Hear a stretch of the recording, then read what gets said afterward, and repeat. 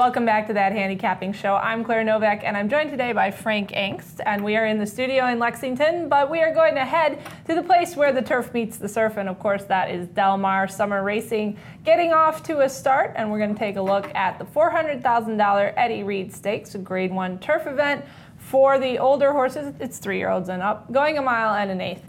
And there's a horse in here, Frank, who you and I both have high regard for, and that would be none other than Finnegans Wake, who has a definite affinity for the Del Mar turf. Yeah, I had a nice Grade 2 win there in the fall, and I don't think we'll be in the minority. I think quite a few people will be taking Finnegans Wake on top in this race. I mean, he hasn't won in a couple starts, but the Grade 1 win at Churchill was really nice rally. Belmont maybe didn't have his best day, and he had some excuse there. Then they tried the dirt, and now they're coming back to the turf in Southern California, and I think he just looks like a standout here. And Del Mar was the place where he got that run of 5 on the board finishes, which was capped by the victory in the Woodford Reserve. Trainer Peter Miller said that effort in the dirt, on the dirt in the Gold Cup, he said he really didn't think it was that bad of an effort. He actually he lost a little bit of ground and went wide. Well, of course, that's the trainer talking, but he did have a little bit of a wide trip and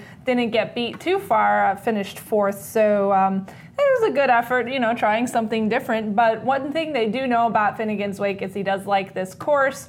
And it really seemed when he came out to Del Mar last year to kind of rejuvenate his career almost. And so it's exciting to see him back here and get a shot in against some good runners.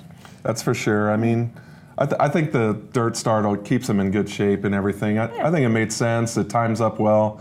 He's been racing about once a month for several months now, and he stays right on schedule this weekend. Now, Peter Miller also has a speedster in here who is Big Casanova, and these two horses have a running style that kind of complements each other. Big Casanova likes to go to the lead. Finnegans Wake likes to close. So, you know, Miller's saying hopefully they can complement each other and wind up with a 1-2 finish. But who else do you think in here looks to have a good setup to maybe hit the board if they can't beat the favorite? I looked at Powerpad, who ran in a race against Finnegans Wake in his previous start, but that's been since February, but he has been on training regularly, and Neil Drysdale is excellent off the layoff. So this horse will be ready. I rewatched that race.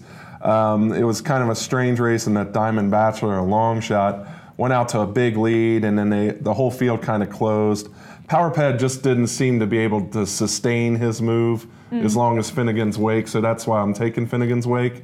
But this is an eighth of a mile shorter, and Powerpad, he looks like a horse that has to just perfectly time that move, because he can run a big move, just maybe not for a long period of time. So if he times it perfectly, maybe he wins, but I just think Finnegans Wake looks like the winner. But I do think Powerpad could put together a nice run here and rally there.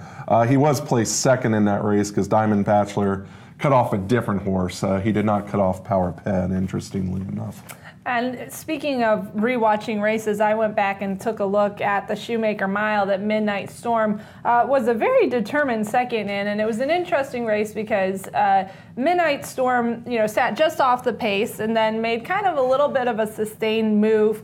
Then he was down on the inside, and Talco came with a pretty good late rally. And this horse did fight back quite gamely and tried. Talco had that momentum coming from the outside. You talked about shortening up. And for Midnight Storm, this race is an eighth of a mile longer. So it'll be interesting for me to see what their tactics are, if they maybe, you know, wait a little while longer, which you would assume they would do before making their move. But the one thing I do like about him, you know, he's won at Del Mar. He won the Del Mar Derby. Yeah, and I like the fact that when he is challenged, he always has that game kick to fight back. He's a pretty determined horse, so likes the track, ran a good race last time out in the Shoemaker Mile, and I'm going to take a look at him for a second. Yeah, Midnight Storm had a pair of wins at Del Mar last year. Definitely likes the course, and sometimes that course can be a bit speed favoring, so if there's any opportunity to watch that during the week and that day, I mean, the problem with trying to judge how a turf course is playing is there's usually not a lot of opportunity. Right. So you don't want to overjudge, but he definitely fits for the course. We at least know he's 2 for 2. Another horse I was looking at to hit the board maybe is 2020 Vision. Just a horse that's really done nothing wrong. He's been first, second, or third in all of his races. Just always runs a nice race. He's kind of been toward the lead and challenging the front runners in his last two, but I don't think he needs to be there. I think more of his natural style is the race we saw 3 back when he rallied from 5th. So I think look for that type of run on Saturday. Very interesting. His first stakes start for trainer Richard Mandella, and you got to love the Richard Mandella-Flavian Prat combination, as they seem to do quite well out there in Southern California. One other horse that I am interested in, and I would tend to agree with Frank on 20/20 vision over this horse, kind of rounding out your trifectas, but I'm curious to see how he does, and that is the Brazilian runner Maltese, I believe is how you pronounce his name. He's a 4-time group winner in his native country. He actually ran last time in Brazil, and that was quite a while ago, Frank. So he's coming in here going for the big guns, and I'm not sure exactly what they're doing with him, but I'm curious to see what ends up happening, and I'm hoping he doesn't run last, because I always like to see the South American horses come up and try to make it in the big competition. I might have started with like a grade 3, or an allowance race, but just a little note of interest to take a look at how he runs. Well, he hasn't missed a workout. I mean, he's right on schedule, so that's a good sign. First time gelding, maybe something there. So, it could be an interesting long shot. We'll see. Well, this weekend is not crazy busy, but we do have the Indiana Derby. We have the Del Cap, so we'll have all that coverage for you at bloodhorse.com. And down the road pretty soon, we'll have the Haskell Invitational featuring American Pharoah, and Frank will be headed out there to Monmouth to give you all the coverage. So you can always follow us on Twitter at BH_C Novak, at BH_F Angst. And we appreciate you watching that handicapping show. We always want to say thanks to Equibase for the PPs.